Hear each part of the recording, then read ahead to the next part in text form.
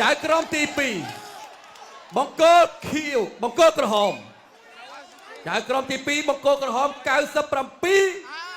បង្គោលក្រហម98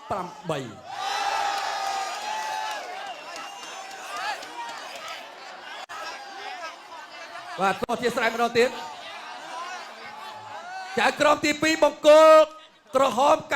97បង្គោលខៀវ98បាទបញ្ជាក់សាជាថ្មីចៅក្រមទី3បង្គោលក្រហម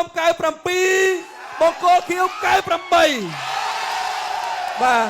អបអរសាទរជ័យជំនះបានទៅលើអធិរាជមនុស្សឈើម្ចាស់ខ្សែក្រវ៉ាត់ Super Diamond សុកធីខ្ញុំបានវិទ្យុសូមការអនុញ្ញាតក្រុមជើអាដាមប្រធានសហព័ន្ធ